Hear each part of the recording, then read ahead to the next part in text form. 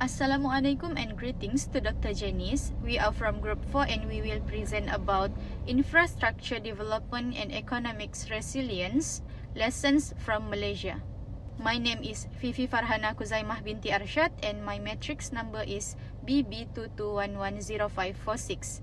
And I will present about the introduction. Infrastructure development and economic resilience determine a country's growth and stability.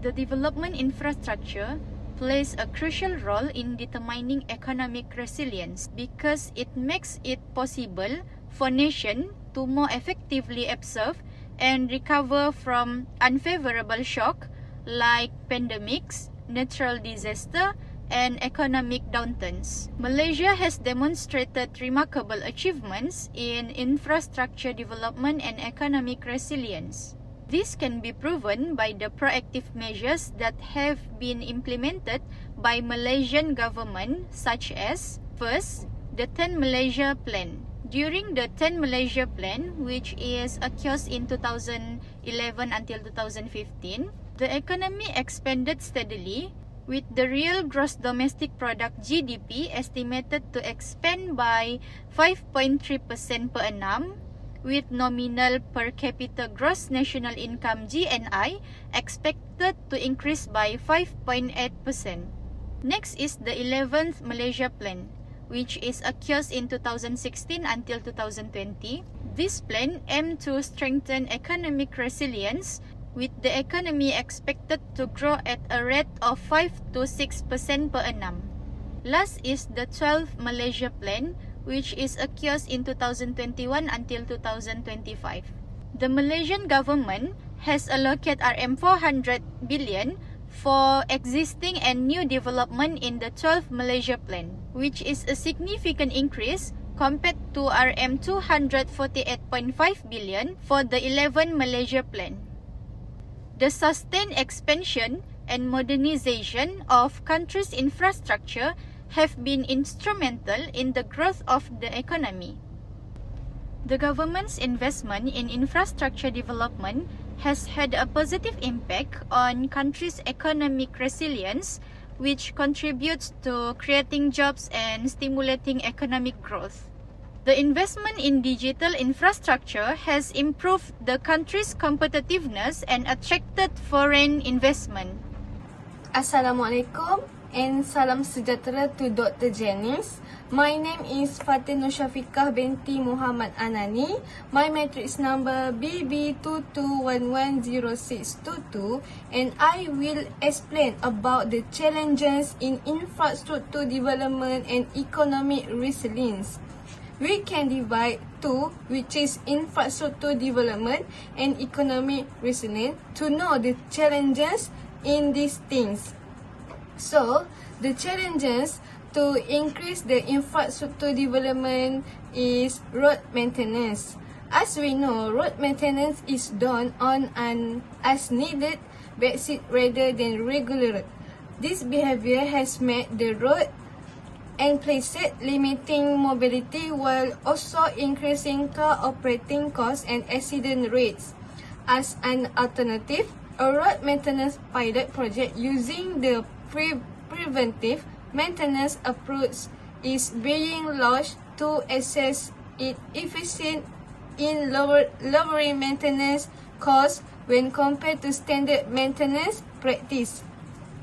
However, the maintenance program that incorporate sophisticated material and new technology is more expensive and must be weighed against the benefit that will be realized. Furthermore, despite improvement in road and area condition, the behavior and attitude of reckless road users contribute to 81% of fatal road accidents. Furthermore, there is still a demand for the development of road infrastructure that cannot be addressed owing to resource restriction and priorities. Second challenges to increase our infrastructure development is water service. As we know, the higher NRW rate continues to be a major concern in the water service industry. This difficulty is caused by the loss of treated water in the distribution network as a result of pipe breaks and water reservoirs, as well as the use of treated water without a bill, which include water theft, which is exacerbated in part by lax enforcement. This circumstance caused water service operator to collect little income, which has an impact on the upkeep of water asset and rise the danger of water supply restriction. Meanwhile, ensuring access to clean and safe water in remote region, particularly in Sabah and Sarawak, remains a difficulty due to high infrastructure construction costs.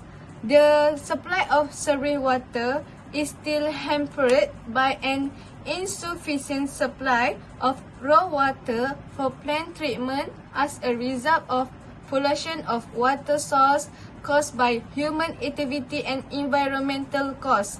Furthermore, the existence of numerous bodies involved in water resource planning and management contribute to service delivery inefficiency. Water conservation efforts are often hampered by a lack of public awareness and participation. In terms of service, sewerage, despite considerable sum invested in the construction of a regional STP, rejection and non-compliance by a large number of property owners has resulted in a low total connection of private sewer facility. Infrastructure development is energy sector. We can know that energy sector is our country, our things that important in our country. So, the establishment of several agencies that control various sectors of the energy sector such as oil and gas, power and regulation has resulted in non-integrated governance as well as coordination challenges the inhibit market change. As a result of this circumstance, resource prices have been distorted, particularly natural gas for the electricity and non-electricity sector, as well as other fuels, causing the government to bear significant subsidies. Meanwhile, the difficulties confronting the domestic oil and gas subsector are related to guaranteed supplies, expectation, and market distortion. In 2017, Peninsular Malaysia's controlled natural gas price were RM22.17 per million British terminal unit MMBTU for the electricity subsector and 24.55 per MMBTU for the non-electricity subsector. Despite effort to rationalize natural gas subsidies, the price of natural gas control remains significantly lower than the market price of. Next, we also can know the challenges to increase our economic resilience. First, challenges to increase our economic resilience is uncertainties in the global economy, which is a small and open economy. Malaysia is susceptible to global economic risk and uncertainties.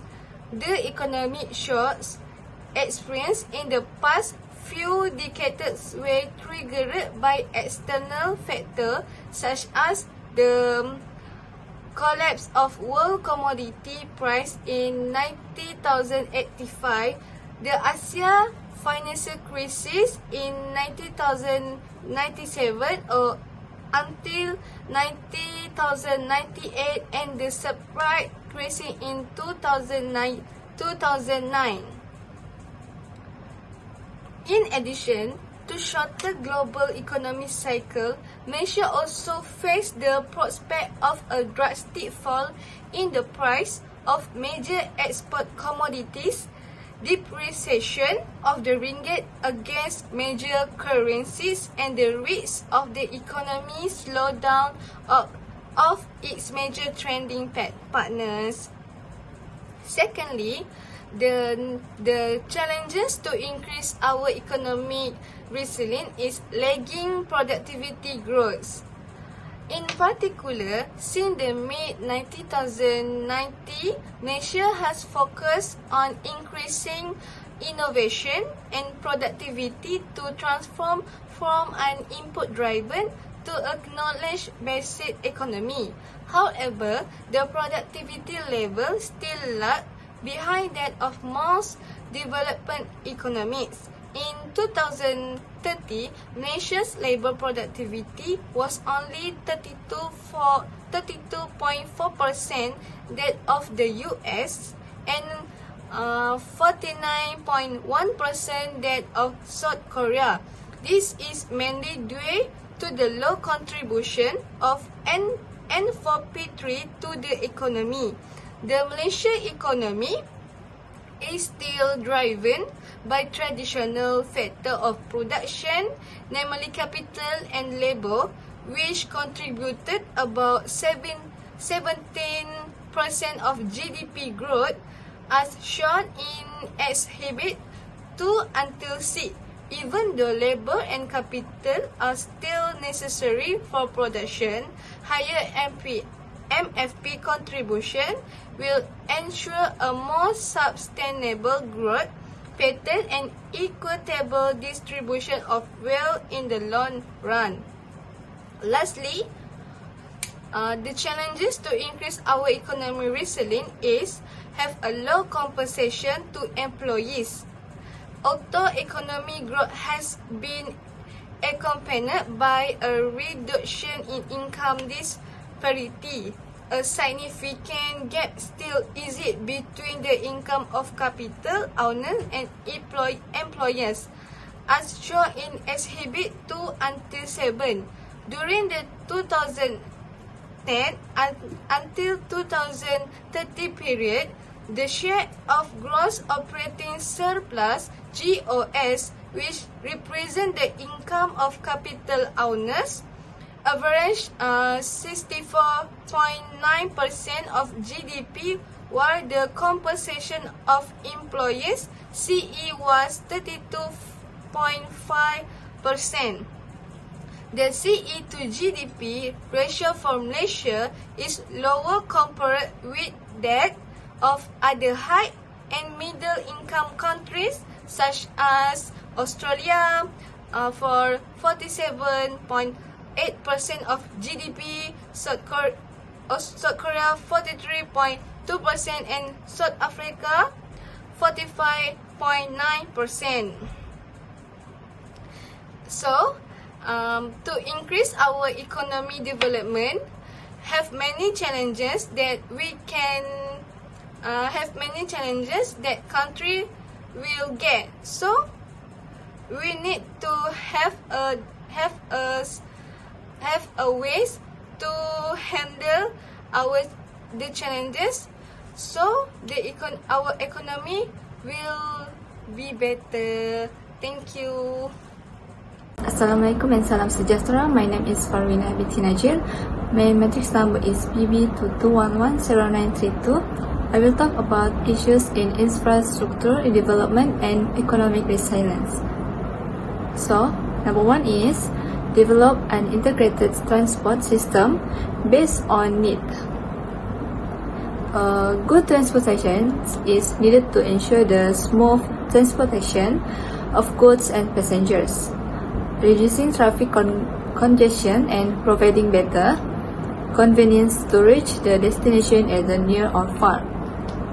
The focus is on rural connectivity and balancing development economic.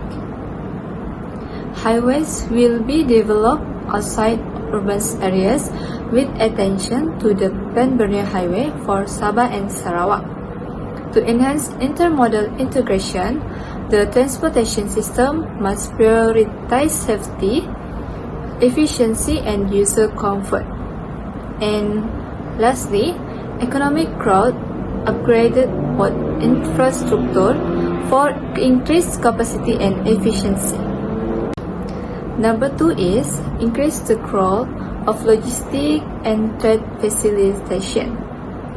Efficient and high-performance logistics and trade facilitation system are the determining factors of the country's competitiveness in addition to the main source of employment. The Ministry of Transport (MOT) is establishing the National Logistics Task Force (NLTF) to develop the logistics sector and implement the logistic and trade facilitation master plan. And the Malaysian government emphasizes careful of all initiatives for improving logistic infrastructure and trade facilitation to ensure efficiency. Okay, number 3 is continue the transition to a new framework of the water service industry. The water service in Malaysia has achieved a lot. The government has shown a commitment to making the sector more efficient to create sustainability. A new tariff mechanism based on capital expenditure aims for full cost recovery, ensuring financial sustainability for water service operators. And lastly, the government needs to ensure that the coverage of treated and clean water is carried out properly. That's all from me. Thank you. Okay, next I will continue about the suggestion in infrastructure development and economic resilience. The first one that I suggest is cost-benefit analysis, where the long-term benefits in the term of reduced maintenance costs and improved road conditions should be carefully weighted by the government, especially by the Ministry of Finance. And the public awareness and education is also important alongside with the infrastructure improvement, while the investing in public awareness and education campaign is crucial. And the second that I suggest is increase community engagement between the government and the public community, and it is involve communities in the planning and decision making process related to the sewage facilities, especially to ensuring better acceptance and compliances. And they also can review the regularity of framework by examine and update regularity frameworks to address rejection and non-compliances issue, potential incorporating more flexible and community-friendly approaches. And the third suggestion is to develop a unified energy policy, where the government can formulate and implement a comprehensive and unified energy policy that align with the interests and goals of different sectors within the energy industry. And market-based pricing mechanism through transition towards a market-based pricing mechanism for natural gas and other fuels. This would involve gradually reducing or eliminating subsidies and allow market forces to determine the prices, thus help the government and thus help the economics to boost up. And the next one is the investment in research and development (R&D) to foster innovation and technology adoption, so that it will be increase the product quality and etc. And this need to be enhanced, especially the skill development and education, by conducting training program to equip the workforce with the necessary skills for the digital age. At the same time, can promote a lifelong learning initiative to adapt to the evolving technology nowadays and to increase and to fulfill the market demand. Lastly, for the suggestion is from the Ministry of Finance itself, where they can regularly review and adjust the minimum wage to ensure that it keeps pace with the cost of living nowadays. And they also can promote fair wages practices among the private company, especially the company that have a huge amount of workers. And they also can support the wages for subsidies for SMEs, especially during the downfall of the economics of Malaysia. My name is Jivanan, son of Panendan. My matrix number is BB221103 and 17. In 2018, the GDP growth is 4.7%. This is supported by private activity. So, the development of infrastructure also start to increase on that year. In 2019, the GDP is 4.3%. Government aims to raise infrastructure development to 40% by 2020 by increasing public transport. As for 2020, the GDP is unfortunately negative, which is 5.6%. This is because of the announcement of PKP. Because of the announcement of PKP, the construction company faced 42 billion of loss. In 2021, the GDP is 3.1%. In this year, development start to operate from facing some troubles in 2020.